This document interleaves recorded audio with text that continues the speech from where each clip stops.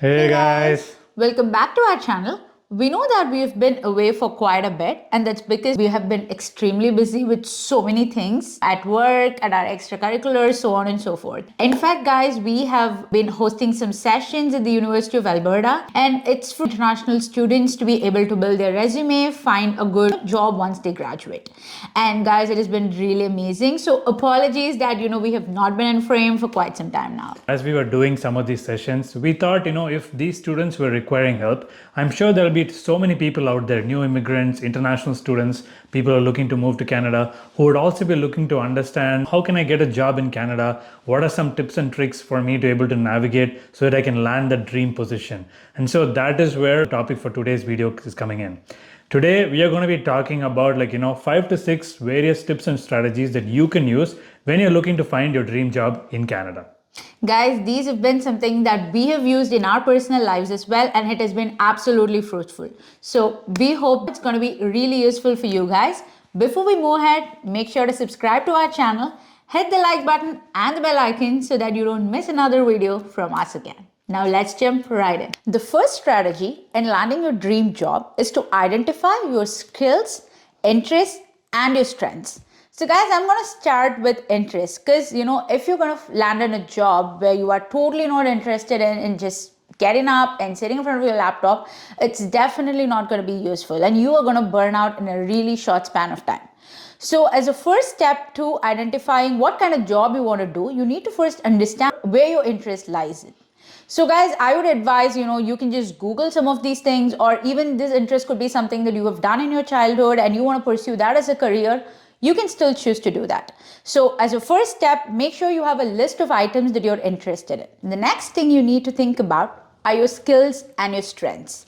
So guys, when you're applying for a job in Canada especially, you should frame out your resume and your cover letter in a very functional format, which means you have to show to the employer how you have demonstrated some of your skills to achieve a particular goal.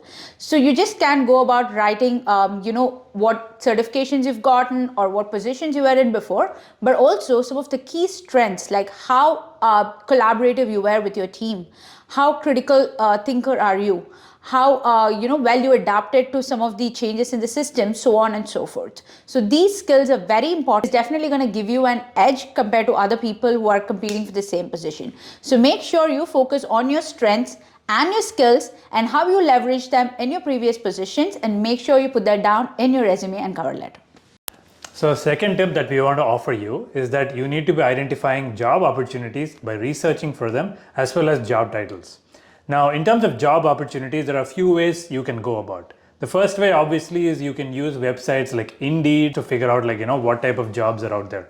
The other way is by going straight into the company website. So for example, I work for Government of Alberta, so you can go to Government of Alberta career page. You can go to Government of Canada. You can go to private sector like banks, financial institutions, so on and so forth. So everybody has a career section where they will update the various type of jobs available. The most frequent way in which people do is they enter job title on Google and they see what type of jobs are listed by company. Now, if these job titles are listed and say it's going to a third-party platform, I would advise that instead of going and applying through a third-party platform like let's say Glassdoor or Indeed, you find out which company is hiring for that position and then you make sure you go to that company's website and apply directly. Sometimes what happens is depending on the length, you don't know if your resume cover letter is actually reaching the company through your third-party websites. So it's always better to err on the side of caution and applying straight through the company's portal. Sometimes, even if you apply, let's say by entering the job title, yes, it is comprehensive enough, but maybe sometimes the job description, the job responsibilities may not fit exactly what you want to do.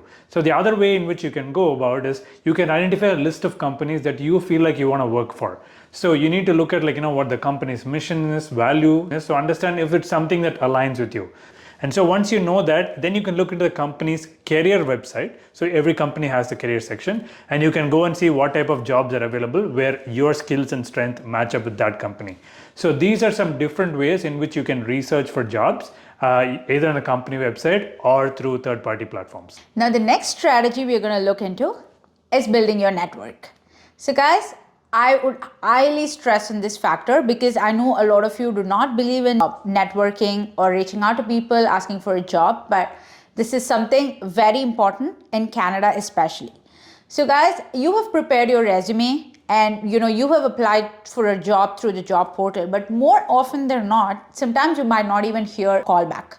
And sometimes it's so bad that you will not even know if you're rejected or accepted, because I have been in some scenarios like that. Just to evade that and have a better chance of at least getting an interview shot is through a network. So if you know somebody who works for the company, or even if you find some person on LinkedIn, just hit them a message. Just write a short description of who you are, what's your background, and what job you're looking to apply with the company, and just ask them like you want to get their insights on the company and how it's going to help you set your career with the company, so on and so forth.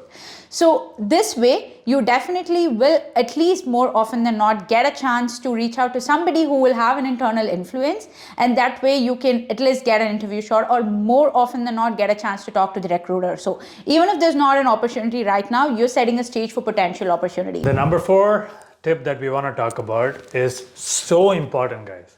Please make sure to tailor your resume and cover letter to every single job. Now, let's consider that you are the employer. If you are receiving a resume that looks so generic, where the skills and strengths are not aligned based on the job description that you have put out, will you hire that person, or will you even think about calling that person for an interview? Most of you would not. And in fact, that is exactly the same thing what employers expect. So if you create mass applications, let's say we know you're going through a job search process. We know you're not going to be applying only to one job. But then showing the employer that you really care about the job, one of the ways you can do that is by tailoring your application to that specific job. So make sure, when you're reading through the job description, you look at the various keywords in terms of what skills and strengths they're looking for in the person that they're hiring. And make sure you use that in each of your cover letter and resume applications for each job. The next step is to prepare for an interview. All the above strategy we spoke about was to land at this point, is for you guys to get an interview shot.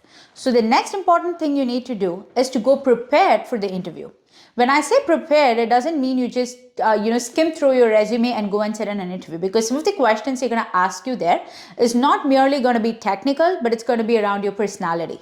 So you have to have some examples jotted down beforehand, so that any questions they ask, you can just pivot from those examples and answer them. So it's going to be so helpful. Now, alongside the example, we also recommend that you have some questions prepared to ask the interviewer. So you know what, the interview is not going to be one way, and they obviously will not like if you go and tell them that you don't have any questions to ask, because you definitely will have questions like how you can contribute to the organization, what are some of the skills that they are looking for from you, and what are some of the problems that they're trying to solve by hiring you. So these are questions that you might want to ask them, and that way you will know that what you're getting into. So it's so important that you ask these questions not just to impress them, but also to understand for yourself the position you're applying for is much broader than job description.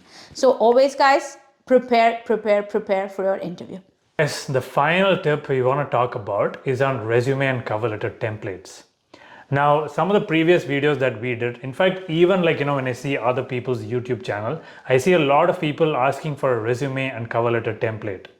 Guys, there is one reason why I would never recommend a template, and that's because of duplication.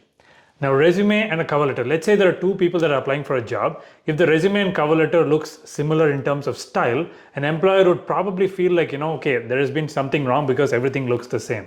So you wouldn't want your resume and cover letter to look exactly the same like somebody else. And that's why I always recommend that you build a resume and cover letter from scratch. Guys, if you're looking at what the various sections of a resume are and what you should be writing in them, me and through my business WorkSpark Consulting are going to come up with a course that lists everything that goes through a resume, and that'll be super useful for you if you're looking to build your resume and get a job in Canada. So do stay tuned.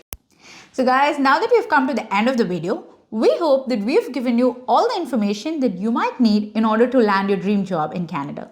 Guys, these tips that we've offered are just the basics. And of course, there are various other ways and in fact, advanced ways for you to be able to land your dream job in Canada. So please make sure to do your own research every time you apply for a job.